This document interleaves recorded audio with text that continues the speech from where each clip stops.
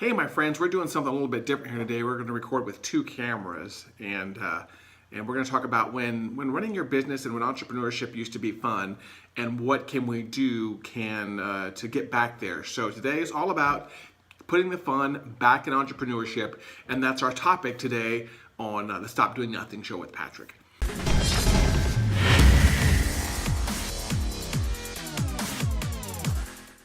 For those of you who have never watched before, my name is Patrick Almond. I run a business called Focus Digital Marketing and Stop Doing Nothing. And whether or not you're listening to us on iTunes or watching us on Facebook Live or on YouTube or wherever it is, I appreciate you tuning in. And for those of you that are watching live, I would encourage you to drop down in the comments below and leave a comment as to any questions you have or as to where you're from. I love hearing where people are tuning in from all around the world.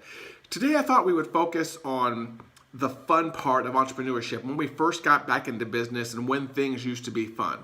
It's just not uncommon these days for me to talk to an entrepreneur, speaker, thought leader kind of person who is just kind of down in the, I'm not going to say down in the dumps, but more down in the kind of the weeds of running a business, and it's not fun running it anymore, and they're bogged down with the accounting and with the marketing and with all that stuff. And yes, I talk a lot about marketing, but it was great when we first got into business and we were doing all the fun stuff. Remember that? Remember when you first thought, hey, it's going to be great to start a business and I'll get to work from home, I'll get to go in the office whenever I want, I'll get to bounce around coffee shops, I get to travel the world. And the more we got into it, whether or not it took a couple of days or a couple of weeks or a couple of months, you got to this point where it just wasn't, some of the joy and the spark went out of it. And all of a sudden, as a solopreneur, as a small business, you got bogged down in the details and the stuff that just wasn't so fun anymore, and it just kind of blew. And then after a while, you're sitting, you're bouncing in between airports like I was, you're sitting in a home office for 60 hours a week, and you're becoming antisocial, and you're having body odor issues or whatever it is. And all the fun stuff goes out of it. You're spending not that much time doing that little smidgen of stuff that's fun and all the other time around that. So I thought we would go through today. I made up a list here of things that we can do to maybe kind of get back to that. I think the biggest problem I see with people losing their creativity and just getting the joy back in entrepreneurship is the fact that we're just bogged down with all that other crap that has to go with running our business, and that's not what we signed up for. When I went into business for myself back in 1998, I think is when it was. Yeah, that's when it was, 1998. I didn't sign up to be an accountant. I didn't sign up to be a QuickBooks expert. I didn't sign up to be a marketing expert. I didn't want to become an expert in booking plane tickets and things like that. That stuff just wasn't interesting to me. I wanted to do the IT consulting, which is what I first did when I first went into business for myself, and have fun at it. And all that other stuff just kind of came along, and over after a while, it overwhelms you. So let's run through the list here of things that I've learned over the years that even I'm halfway decent at and I'm getting better at, but things also that I've learned to help entrepreneurs get back to that fun part of running their business. Okay, probably the first thing here that I remember getting rid of that really made me kind of enjoy my business again would be the accounting side of things. Running your business is based on financials. It's based on making a profit. You generate an income, you take your expenses out, and you take whatever's left, and you take your family to Hawaii, or you do whatever you do. You take your family to Vegas, or you fix a hole in the roof. You do any number of things with that profit. And when I started working with QuickBooks and doing the invoicing and getting bogged down in the numbers and having to keep track of all that detail, it just, the life got sucked out of me, and it just really wasn't that fun anymore. So one of the things that I've learned is that as a result of this, one of the reasons I think it wasn't very fun is the fact that I'm also not very good at it. And that's going to be an overall theme of today is what do we do? What are we not that good at that we need to start getting rid of again? And so accounting is the first one right there. For the longest time there, I was a QuickBooks user, then a QuickBooks Online user. And I don't know about you, but my accounting stuff, I don't want to work on it, and I hate it, and I don't ever want to touch it. And so what ends up happening with my accounting is it would get behind, weeks and months. Have you ever been that kind of person who's been like behind months on your QuickBooks? and you have to do all this stuff to catch up to make your accountant happy at the end of the year, and then you do that again. You basically reconcile books once a quarter, and it's not because you're not making a profit. It's not because you're not efficient or you're not smart. It's just that stuff puts you in a bad mood. Stuff that puts me in a bad mood, we want to avoid. We never want to touch it. And so I would avoid my accounting like the plague. And there are various times I tried working with an accountant or a CPA where I would basically have them enter in that information. And it worked okay for me. But then again, I also started to realize the better of a business owner that I became and the better I got at running a business is I really didn't even care about the accounting. I don't care about the accounting at all. I care that my books are done correctly, and I care about the reports, and I care that I'm making a profit. So I started getting away from actually worrying about the details. I incorporated a service called Bench into my business. And what Bench does is Bench is more than just an accountant that manages your stuff with QuickBooks. They don't use QuickBooks at all. Bench says, give us your statements, we'll reconcile things, we'll balance things, we'll categorize things, and we'll give you reports. And whenever I talk to people about giving up that power and that control, they're like, no, no, no, no, no, no. I have to know the stuff that's going on in my business. I have to know the detail of every single transaction. And you know, if you really want to excel in business, one of the things you have to realize is that you don't have to know the nitty-gritty and every single details. You don't have to know precisely how much you spent on Starbucks for the month. You just have to know that, you know what, you blew $30 on coffee. And maybe you shouldn't be blowing $30 on coffee. You blew $50 on eating out and socializing, and maybe that's an expense you need to lower. You don't need to know the details. So one of the huge revelations for me, and it manifested itself in the world of accounting, is realizing is I don't have to know the details. I can take a deep breath, I can leave that to somebody else on the accounting side, and then just worry about the end of the report. I get all the information, it's double checked, it's triple checked, and I know it's correct. That's what really matters to me. So rather than even putting in stuff in your accounting software yourself or giving it to like a virtual assistant, do me a favor and look at a service like Bench that just totally takes it off of your hands. They don't use QuickBooks, and you know what? That scares some people, but I promise it's okay. They have access to my bank accounts and my bank statements, and they just suck it all in at the end of the month. They work on it, they double check it, they're proactive about it, so I don't have to worry about it, and they give me 3 reports at the end of the month. I think one of them's a profit and loss report. Hey, Vinny, good to see you, man. One of them's maybe like an asset and liability report, and then there's another report. And I've been using them now for about 2 years. As a matter of fact, I think I started using them in the beginning of last year or the year before, and what I did is I paid them to go back a couple of years and reconcile, because they'll help you do year-over-year comparisons also. And now my accounting is always up to date. My business accounting is never more than a week or 2 behind, only because at the end of the month, that's how long they take to double check everything. But it's been such a relief, and I can tell you also that my accountant I have, because my bookkeeper, except for my accountant's a lot happier, and my accountant trusts the numbers more, because I'm not the one doing them, and there is a company that puts them in and a company that double checks them. So accounting is one thing you can give up in your business life to get back to the fun and the joy of things. Another one, which I'm not going to go too deep into, is adding some automation into your marketing. And for those of you that know me, you know I'm a big Infusionsoft user, and you know that I'm really big on when people come into my funnel, kind of having a predefined process for getting them from being a cold lead to a warm lead to a hot lead. And normally that's something we have to do manually. You're familiar with dumping people inside of a spreadsheet or inside of a CRM, and oh, this is the first day I talked to them, and this is the second day, and they weren't ready, and this and that, and you hem and haw. And eventually you're just chasing down all these leads. Marketing automation sounds bad. When people hear automation, you think of bots and these crappy Facebook Messenger things that are going around. And that's not what marketing automation is. Good marketing automation, number one, appears to be a human being.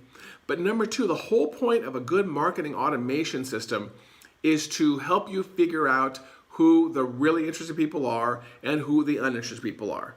And what you do is you're just qualifying people slowly over time. You're figuring out who's interested in your content, who's interested in your service offerings, who wants to buy and who doesn't want to buy.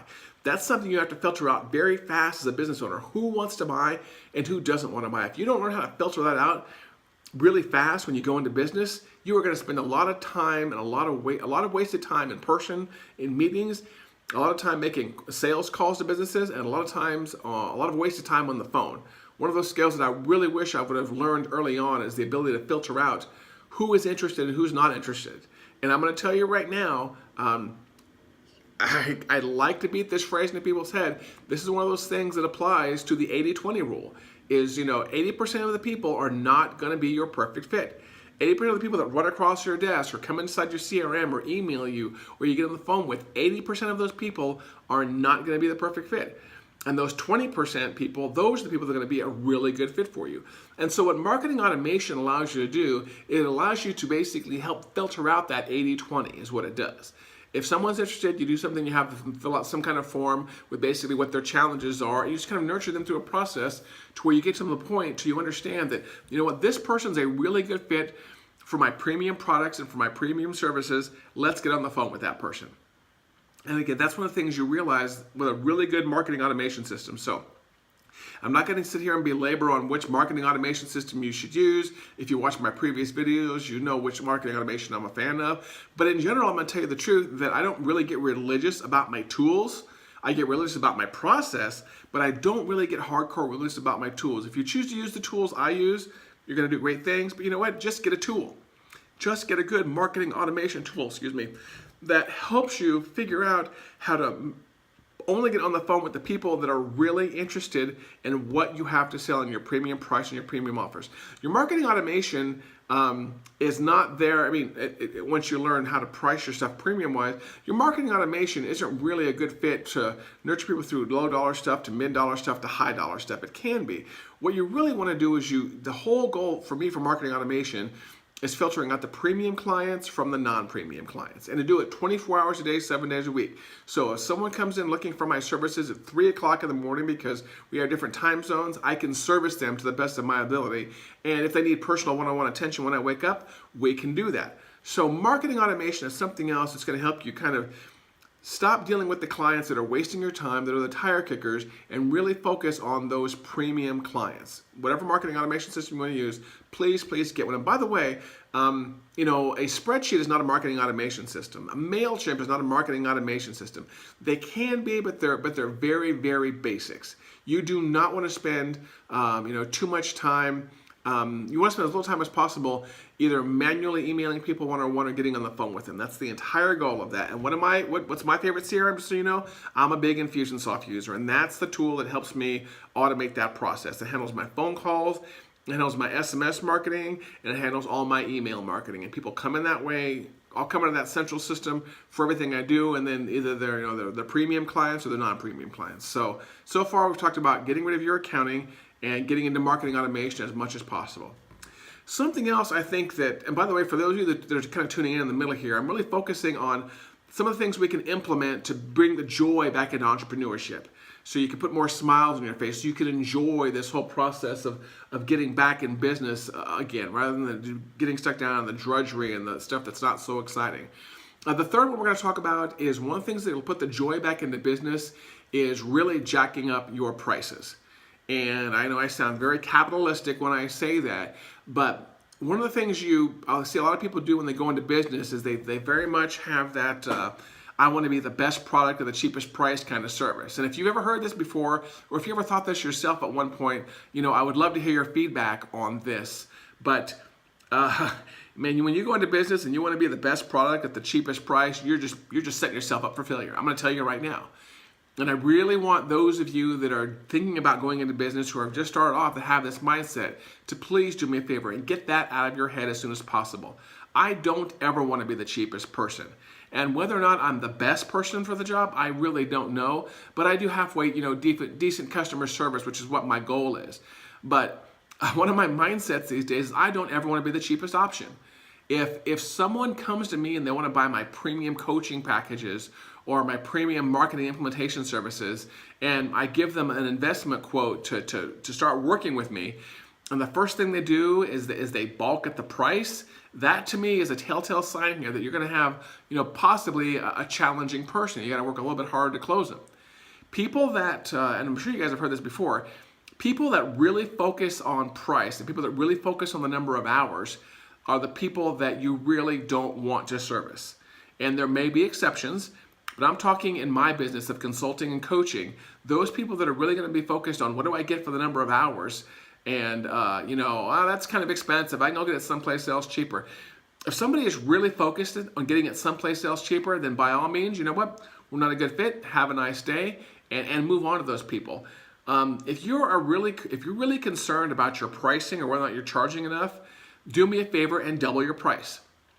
Double your price and start offering that to people. And you'd be surprised, number one, you'd be surprised how many people will still take it, especially if you have a really good value proposition. But something else you're going to be surprised at is the higher priced people are better clients. The people who pay a premium for my consulting and my coaching services know that, I've got this experience and that working with me is going to be more of a hands-off implementation than they've ever had, and we're going to get to a solution faster.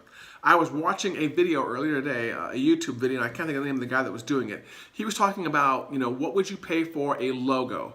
Hey Alyssa, how's it going? He was talking about what would you pay for a logo, and he was talking to an audience of designers, and he drew the Nike logo up there, and he was showing that, what would this logo be worth to you? And a lot of people that will get into consulting situations like this, they'll get into somewhat of a bind because what will happen is clients will ask them, well, how long is that going to take? Or if I pay you $10,000 for a logo and it doesn't take very long, then it's not really, a valuable thing. I want a discount if something doesn't take that long. And the person said something which I wrote on a sticky note right here. I'm not kidding. I wrote this on a sticky note. And what I learned from this video was charging by the hour punishes you for being good. Now do me a favor and write that down. Charging by the hour punishes you for being good. For anybody that has any kind of technical experience or marketing experience or speaking experience, we're always in a competition or with people that really want to lowball their prices. And if you're someone who's really good at a solution and you can implement it really fast, that doesn't necessarily mean you should be charging less. People that are really focused on price and hours are they're less focused on the value in the solution, and they're more focused on the money and what you're charging per hour. So do me a favor, double or triple your prices, and by the way, do both. Have double your price and then double it again for the really premium clients, and just make sure your offering is a really premium price. But don't forget that charging by the hour punishes you for being good. And so that's another lesson I'm going to kind of slip in here, which I didn't intend, but get away from hourly work as much as possible. I do charge in certain hourly block chunks. I don't charge for a single hour, but I do charge in larger block chunks. But then again, I tell people as soon as they pay for that, you know what? The solution that you need may not take all those hours, but I still make them prepay for it because you know what? They're buying experience, and they're buying all that time and all those decades over the year that you spent figuring out the problem. So if the way that was expressed to me when I was watching this video about the guy designing the logo, the guy basically said, if you're paying for experience, so if I can design a logo for you and I can do the logo in, 30 minutes or an hour, is that worth less than $10,000 versus somebody else who's going to charge you $10,000 and take, 4 or 5 months for it? No, it's not worth less. Why? Because the person that designed that logo faster and was able to do it in 30 minutes, basically the only reason they're able to do that is because they have a lot of experience.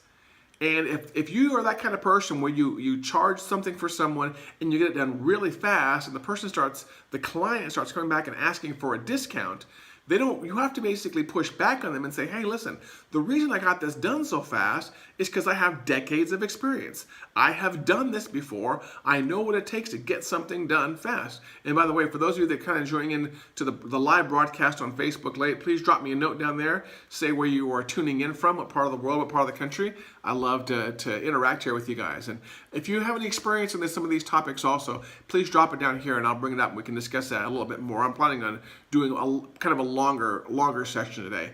And again, for those of you that are watching recorded later on iTunes or on YouTube, hop over to the Facebook conversation and please leave your feedback after the fact.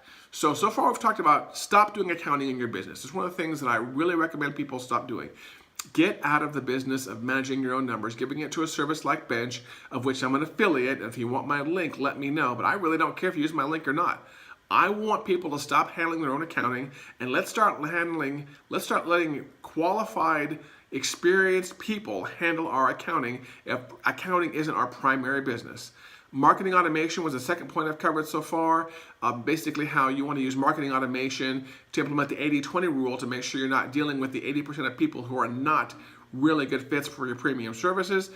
And the third one we've talked about today when it comes to basically getting the fun back in your business and getting the joy back in your business is, doubling or tripling your prices, because not only will you get better clients, they won't be such a pain in the butt, you'll get compensated more for your time, and you'll feel better about doing the work. You'll feel that you're getting compensated better for what you're good at. By the way, if you also have questions and you're on a cell phone or you're watching this on your cell phone separate, you can text me questions after the fact to 405-251-2022, and I will get those answered later. That's our business text line right there. Okay, I've got 5 things to cover, and we've covered 3 of them. Let's go on to number 4. One of the things I've also learned that helps me bring joy back into my business is talking about my business. And I'm doing it right now for those of you that are listening on iTunes or watching on YouTube or Facebook, but also doing it when I'm speaking on stage, or when I get to go over to one of the TV stations here in Oklahoma City and I get to be on TV, or I'm in a coffee shop talking to somebody about what I do and how I could help their business. I call all that stuff content marketing. If I'm on stage, or whether I'm doing a Facebook Live or I'm recording a video session for a client, helping someone understand what I do really brings a lot of joy to me. And I have random meetups in coffee shops all the time, or at various business meetings, where someone say, "Hey Patrick, what do you do?" And I'll explain it, yada yada yada, and I'll pause and I'll wait. And then they'll say, "Can you tell me more about that?" And then I know, you remember the GIF with the guy tapping his head? Someone share that GIF for me if you're watching the other. Once someone says to me that they're interested in hearing more about what I do, I will light up. I will get juiced. I'm like, I'll put down my drink, I'll put down my sandwich, and I'm off and running, because I really get a kick out of talking about what I do. Whether it's video production or content marketing or some of the other paid marketing that I do, all that stuff really jazzes me. I get a kick out of it. And that to me is fun. I want to do that as much as possible. I want to speak on as many stages as possible. I want to do as many YouTube videos as possible. All that stuff is just, I don't get tired of it. If I ever have to do a speaking engagement and there's no end limit to the time, I will talk forever. I'll talk until I lose my voice if I'm talking about something that I really, truly am passionate about and I really, truly enjoy. And that's the stuff I want to do more. And again, I call that content production. So whether or not you're speaking, hey, Montana, big sky country, Montana, sweet. Everybody else, do me a favor like Steve did and drop as to where your location is. Let's see if we can figure out. I know I've seen at least 11 people tune in so far. So just drop me your location down there. But content marketing is a buzzword these days, and yes, we should all be producing content, blog posts, podcasts, whatever. But the unique thing about content marketing for me is it gives me a chance to give my opinion and my voice to my industry. And I have some very strong opinions about it, and some of them are contrarian. Props out to Corey Perlman. Do me a favor, someone tag Corey Perlman for me in the comments down there, if you know Corey. Corey Perlman. One of the best things I've ever had happen to me, and I give Corey props this time and time again, is that Corey Perlman said once when we were having drinks, it was Corey Perlman introduced me to Chris Ducker, who's from the UK or the Philippines, I believe, and Corey had basically said, "Patrick, I like you because what you talk about online is somewhat contrarian." And that to me is one of the better compliments that someone's ever given to me, is about me being contrarian with my opinion. But me getting to talk about what I do, if I was, a full-time marketing teacher, that's something that would really jazz me, and that's one of the things that brings joy back to my business.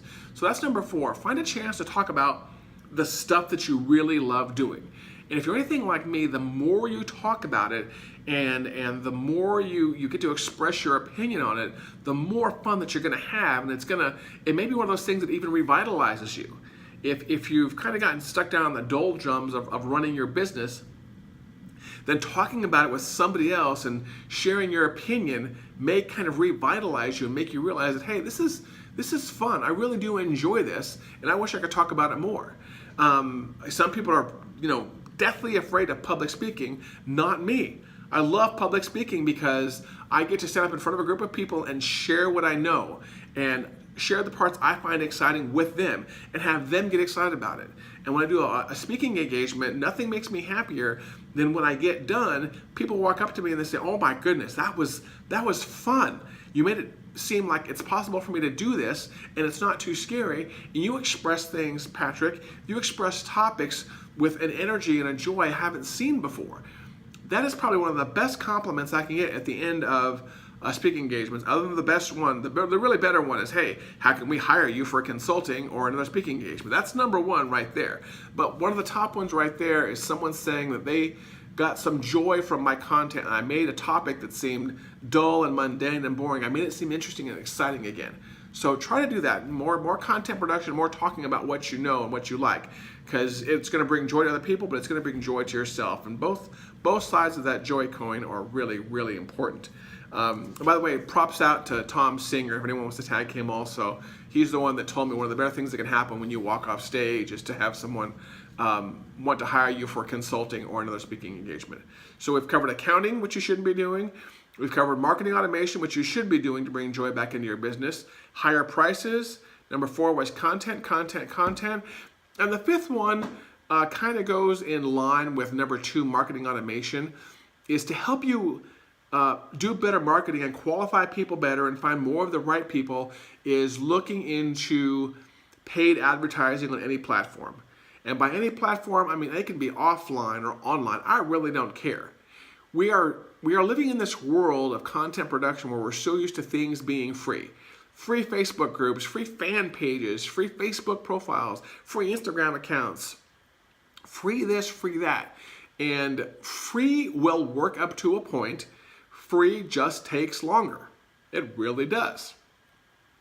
Free takes longer to reach your ideal audience. Free takes longer to filter out the people that are not your ideal audience. Free has a lower reach.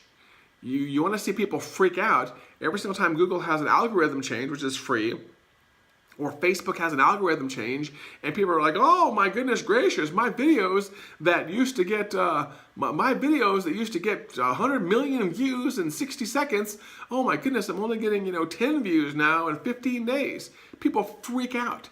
And I'm all for content production. I'm all for free content production.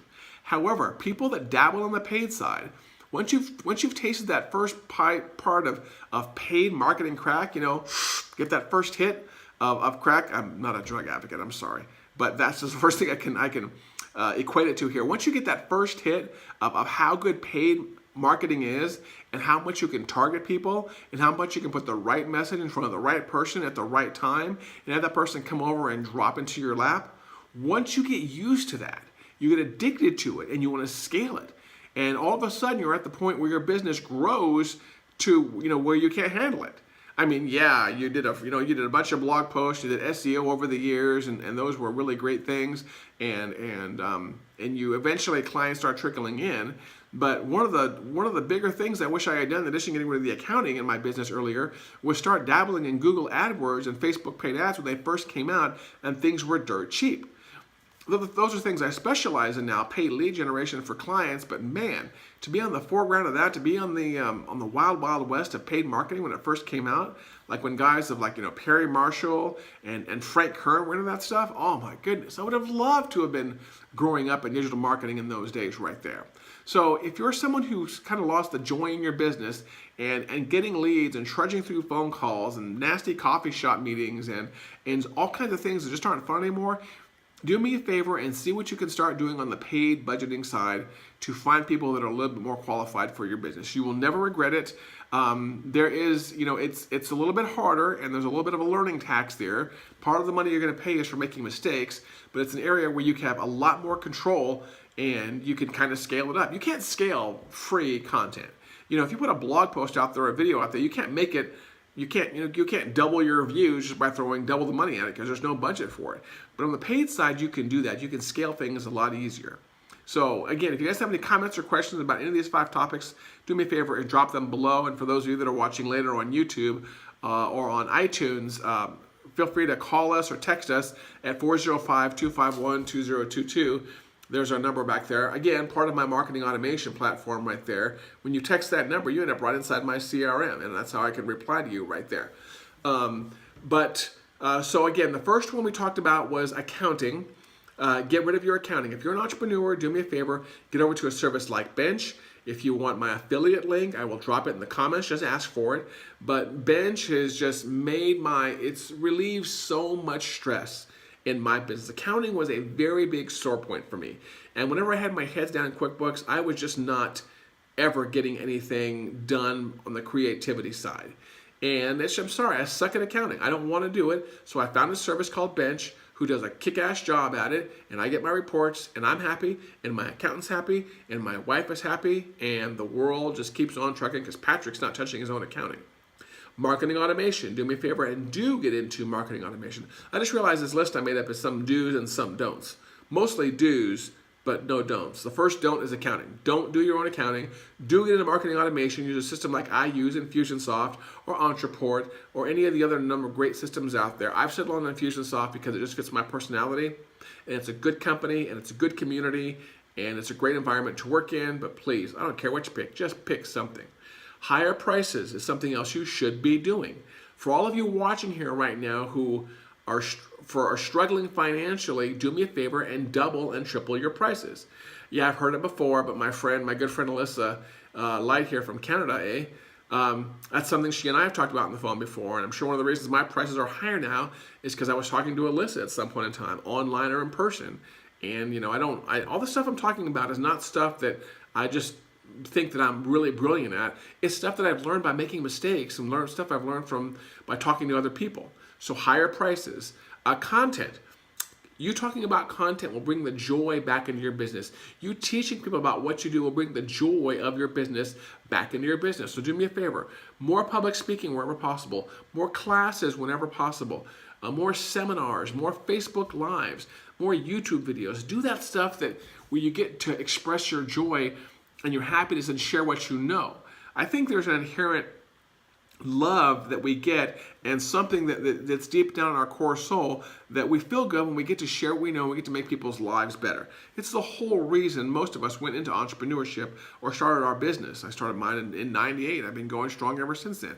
But I remember when I first started my business from probably 98 until about maybe 2004 or so.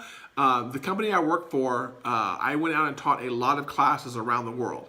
And they would hire me specifically as a trainer because I was really good at explaining technical things to non-technical people. And those were long weeks. For those of you who ever stood on your feet teaching things, we're talking, a full suit, I think with a tie on and men's dress shoes for 6-8 hours a day all week long. So you fly in on a Sunday, you teach a 40-50 hour class during the week on your feet the entire time to a room full of 10 or 20 people, and then you fly home on a Friday night.